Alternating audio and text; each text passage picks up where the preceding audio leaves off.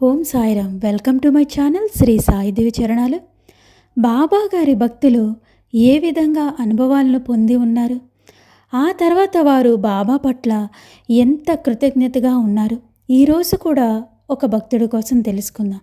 మనందరికీ తెలుసు, ఆ రోజుల్లో భక్తులు కేవలం దాసగణ్ మహారాజు గారి హరికథలు విని బాబా గారిను దర్శించుకునేవారు, చాలామంది వెళ్ళేవారు. అదేవిధంగా హరి వినాయక్ అప్పాజీ అనే భక్తుడు 1912లో మొట్టమొదటిసారి బాబాను దర్శించడానికి షిరిడీకి వెళ్తారు. ఆ తర్వాత బాబా గారి మహాసమాధి తర్వాత 1923 నుంచి ప్రతి సంవత్సరం శ్రీరామనవమికి బాబా గారి దర్శనానికి వెళ్ళడం ఒక ఆనవాయితీగా పెట్టుకుంటారు శ్రీ హరి వినాయక్ అప్పాజీ. 1929లో వారి భార్యకు విపరీతమైన క్షయవ్యాధి సోకుతుంది. అనేక మంది డాక్టర్లకు చూపిస్తారు. ఎక్కడికి తీసుకువెళ్ళినా పెద్దగా ఫలితం లేదు. ఒకసారి షిరిడికి తీసుకొని వెళ్తే తన భార్యకు నయం అవుతుందని భావించి షిరిడికి తీసుకొని వెళ్తారు. 4 రోజుల్లోనే ఆవిడ జ్వరం తగ్గి క్షయ కూడా చాలా మటుకు తగ్గుతుంది. తర్వాత బాబాగారి ఆశీస్సులతోటి, అప్పటికే బాబాగారు మహాసమాధి అయిన తర్వాత జరిగిన లీల ఇది. అయినా కూడా దుని నుంచి వచ్చే విభూదిని స్వీకరించి పూర్తిగా వ్యాధి తగ్గిన తర్వాత షిరిడీ నుంచి వారి ఇంటికి దాదారుకు వచ్చేస్తారు. మళ్ళీ 15 రోజులకే వ్యాధి తిరగబడుతుంది.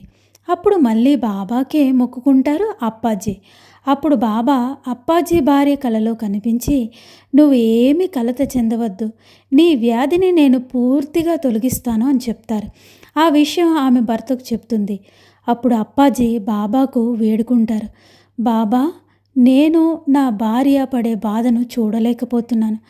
నా భార్య పూర్వజన్మలో ఏవైనా పాపకర్మలు చేసి ఉంటే నువ్వే తొలగించు తండ్రి అని ప్రార్థిస్తే బాబా వారి ప్రార్థనను మన్నించి మొదటి నెలలోనే పూర్తిగా స్వస్థతను చేకూరుస్తారు.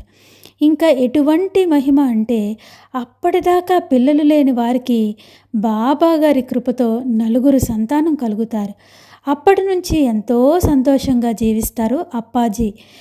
అయితే ఒకసారి బాబా ఆమె కలలో కనిపించి, నీ భర్త పైన హైకోర్టులో కేసు ఒకటి వాజ్యపడుతుంది, నువ్వేమీ కంగారు పడకు, జరుగుతున్న నాటకాన్ని అంతా నువ్వు చూస్తూ ఉండు, అంతా నేను చూసుకుంటానని చెప్తారు బాబా.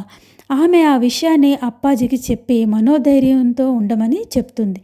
అయితే 2 సంవత్సరాల తర్వాత ఒక కేసులో చిక్కుకుంటారు అప్పాజీ. ఆ కేసుకి అప్పాజీకి ఏమీ సంబంధం లేదు అని కోర్టు తేల్చి చెప్తుంది కొన్నాళ్ళకి. ఆ తర్వాత మళ్ళీ బాబా అప్పాజీ భార్య కలలో కనిపించి, నేను చెప్పినట్లే జరిగింది చూసావా అని చెప్తారు. అప్పుడు ఆమె, అవును బాబా, మీరు మమ్మల్ని అన్ని వేళలా రక్షిస్తున్నారు కాబట్టి ఆ కేసు నుండి నా భర్త బయటపడగలిగారు. అదే మీరు లేకపోతే మేము ఏమయ్యేవాళ్ళం బాబా అని కన్నీరు పెట్టుకుంటుంది.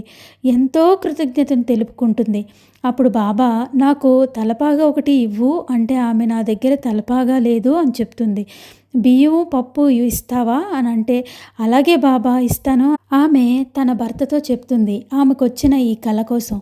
అప్పుడు అప్పాజీ గారు అన్నము పప్పు అన్నీ వండించి బీదవారికి అన్నదానం చేయిస్తారు. ఈ విధంగా అనేక అనుభవాలు అప్పాజీ గారి జీవితంలో జరిగాయి.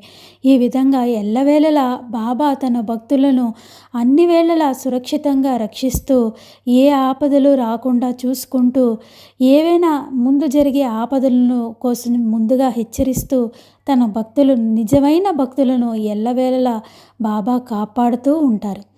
మరొకసారి మరొక భక్తుడి కోసం తెలుసుకుందాం. సమర్థ సద్గురు శ్రీ సాయినాథ్ మహారాజ్ కి జై.